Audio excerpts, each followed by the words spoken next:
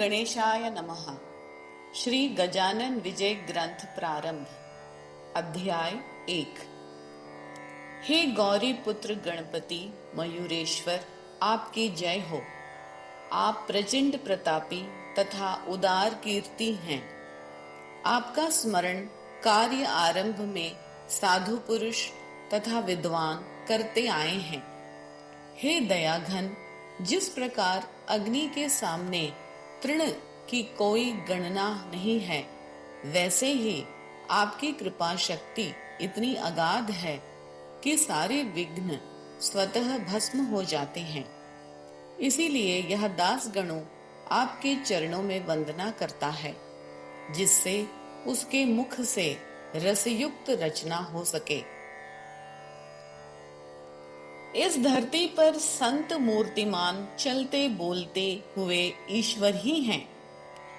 संत किसी को धोखा नहीं देते हैं। संत भगवन मार्ग के पथ प्रदर्शक तथा ज्ञान के भंडार होते हैं।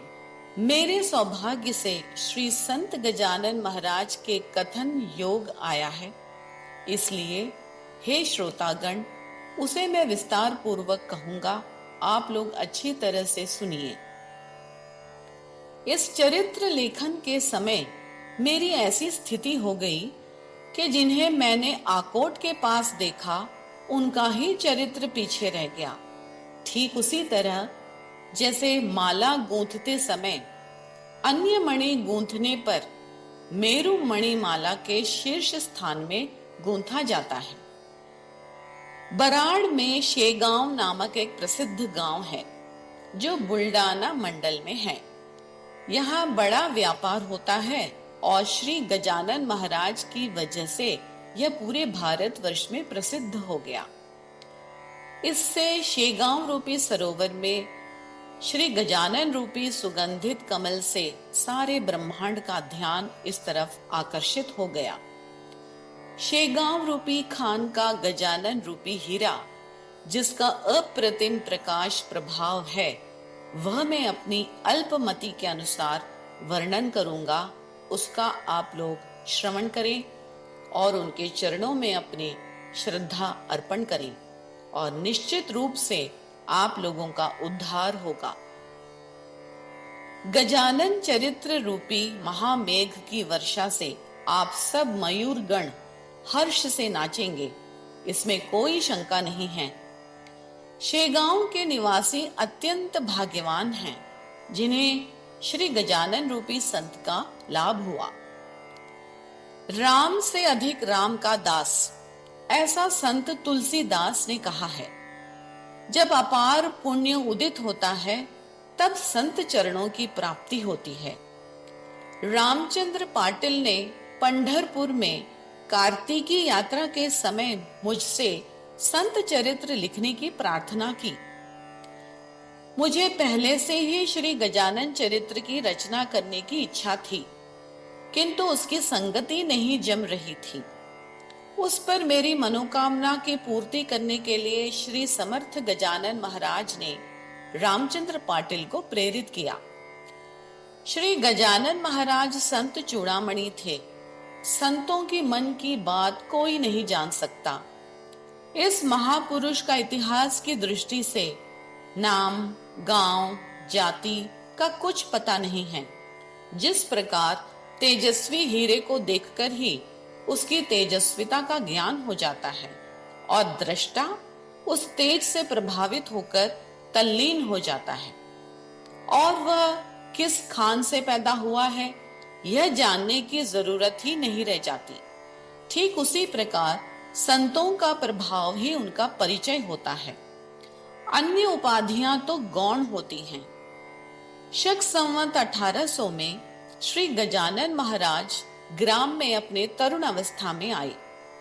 कुछ लोगों का मानना है कि वे श्री समर्थ रामदास जी के सज्जनगढ़ से यहाँ आए थे। हालांकि कोई ठोस प्रमाण नहीं है, फिर भी लोकोक्ति का कुछ तो अर्थ होता ही है। सब लोग भ्रष्ट हो गए, अनेक यातनाओं से पीड़ित और त्रस्त थे। ऐसे समय में श्री समर्थ जी जगत कल्याण के लिए श्री गजानन रूप में पुनः अवतरित हुए। योग्य पुरुष किसी भी शरीर में प्रवेश कर सकता है, क्योंकि ऐसा उदाहरण जगत गुरु शंकराचार्य जी ने किया था। महायोगी गोरखनाथ कूड़ा करकट से प्रकट हुए थे, कानिफनाथ हाथी के कान से और चांगदेव नारायण भंवर से प्रकट हुए थे।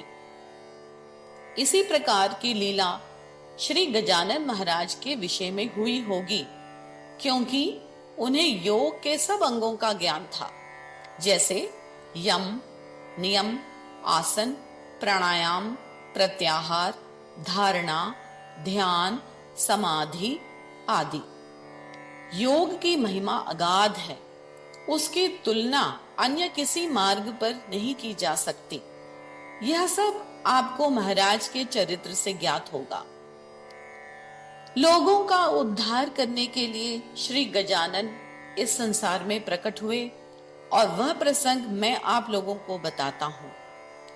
शे गांव में देवीदास नाम के पातुरकर कुल में उत्पन्न एक सज्जन मठ के अधिपति थे।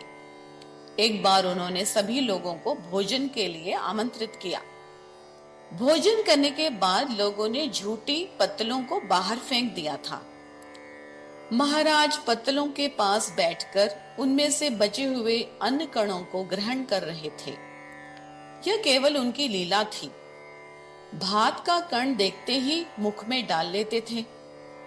महाराज ने यह लीला इसलिए की ताकि वह लोगों को यह समझा सके कि अन्न परब्रह्म है। उपनिषदों में भी यह लिखा हुआ है, अन्नम ब्रह्मेति। इस सिद्धांत को सिद्ध करने के लिए ही महाराज ने यह लीला रची थी। साधारण लोगों को इसका ज्ञान नहीं हो सका। बंकटलाल अग्रवाल अपने एक मित्र दामोदर पंत के साथ उस रास्ते से जा रहे थे। वे दोनों महाराज की इस क्रिया को देखकर आश्चर्यचकित हो गए और आपस में बातचीत करने लगे। इनका यह कार्य पागलों की तरह दिखता है, क्योंकि अगर वे भूखे प्यासे होते तो वे देवीदास के पास अन्न की याचना करते, और देवीदास भी एक सज्जन हैं, आए हुए अतिथि को विमुख नहीं कर सकते थे। इस कृत्य का कोई तर्क नहीं मालूम पड़ रहा है।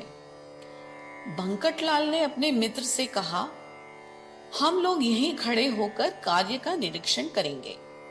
श्रीमद् भागवत में व्यास जी का वचन है कि सच्चे साधु जगत में उन्मत्तवत रहते हैं। इनका कार्य भले ही पागलों की तरह दिखता हो, किंतु यह प्रत्यक्ष ज्ञानी योगी होते हैं।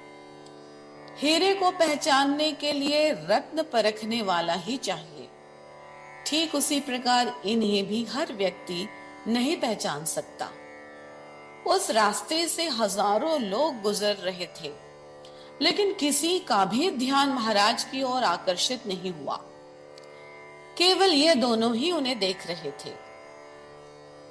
महाराज की ओर जाने का कारण सज्जन लोग ही जान सकते हैं। अगर हम हीरे तथा पत्थरों को मिलाकर रख दें, तो रत्न परखने वाला हीरों को चुनकर पत्थरों को अलग कर देगा। इस प्रसंग में महाराज को विनय पूर्वक पूछने के लिए बंकटलाल अग्रवाल सामने आए। उन्होंने कहा, महाराज, अन्न के लिए आप पत्तलों को क्यों ढूंढ रहे हैं? अगर आपको अन्न की आवश्यकता है तो मैं उसका प्रबंध करता हूं। महाराज ने उनके प्रश्न का कोई उत्तर नहीं दिया, केवल आसमान की ओर देखा, फिर उन दोनों की ओर देखा। महाराज विशाल वक्षस्थल युक्त तथा तेज पुंज कांति युक्त सुदृढ़ स्नायु वाले भुज दंड निजानंद में तल्लीन योगी थे। महाराज ने मौन धारण कर लिया और यह देखकर बंकटलाल चित्त में ही संतोष पाकर उन्हें प्रणाम किया। देवीदास से कहा, एक पत्तल आप शीघ्र परोस कर लाइए। देवीदास ने उनकी आज्ञा का पालन करते हुए एक पत्तल भरकर भोजन महाराज के लिए परोसा। और उनके सामने रख दिया। भोजन के सामने बैठकर महाराज उसको ग्रहण करने लगे। जिसे किसी स्वाद की आकांक्षा ही नहीं, उसे मिष्टान से क्या रुचि होगी। जो ब्रह्म रस पीकर तृप्त है, क्या वह राब का सेवन करेगा। जो सार्वभौम राज्य का अधिपति है, क्या वह जागीर की कामना करेगा। महाराज ने सारे पकवानों को मिलाकर अपनी जठराग्नि शांत की। यह घटना दूसरे प्रहर की है। बंकटलाल ने अपने मित्र से कहा, हम लोग इन्हें उन्मत्त समझ रहे हैं, यह हमारी भूल है। सुभद्रा को पाने के लिए अर्जुन बेस बदलकर उन्मत्तवत व्यवहार कर रहे थे। यह ज्ञान सागर मोक्ष रूपी सुभद्रा को प्राप्त करने के लिए इसी प्रकार का आचरण कर रहे हैं। हमारा यह शेगांव धन्य है, जिसे भगवान विष्णु ने ऐसा योगीराज दिया। मध्याह्न के सूर्य के ताप से सारा भूभाग तप्त हो गया था और पक्षी आश्रय के लिए अपने अपने नीड़ में जा छिपे। इतनी गर्मी में भी योगीराज आनंद पूर्वक स्थित हैं, तो यह साक्षात ब्रह्म ही हैं। इन्हें किसी प्रकार का भय नहीं है। इन्होंने अपनी इच्छानुसार भोजन तो किया, किंतु लोटे में पानी नहीं है, इसलिए हम इनके लिए जल लेकर आते हैं। इस बारे में उन्होंने महाराज से पूछा, भगवान, क्या हम लोग आपके लिए जल लेकर आएं? तब महाराज ने हंसकर कहा, अगर आप लोगों को आवश्यकता है तो ले आइए। वस्तुतः आप में और मुझ में कोई भेद नहीं है, परंतु जगत व्यवहार की दृष्टि से आप लोगों की क्रिया सही है। शरीर ने अन्न ग्रहण किया है तो उसे जल की आवश्यकता है ही। अगर आप लोग चाहते हैं तो जल की व्यवस्था कीजिए, जिससे आपका कार्य संपूर्ण हो जाए। इतने में महाराज ने देखा कि उनके समीप कुएं के साथ ही पशुओं के पीने के लिए एक कुंड बना था और वे भी उसी में से जल पीने लगे।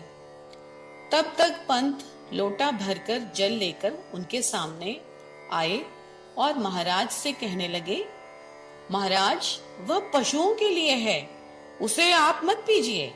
मैं यह लोटा भरकर लाया हूं, यह पीने योग्य है। इसमें ऊशीर औषधि डालकर शीतल किया गया है। यह सुनकर महाराज ने कहा, यह व्यावहारिक बातें हमसे मत कहिए। यह चराचर जगत वस्तुजात ब्रह्म व्याप्त है, उसमें निर्मल सुवासित ऐसी कोई उपाधि नहीं है। जल ब्रह्म ही है। निर्मल सुवासित दुर्गंध युक्त भेद उपाधि जन्य है। पीने वाला उसके पृथक नहीं है।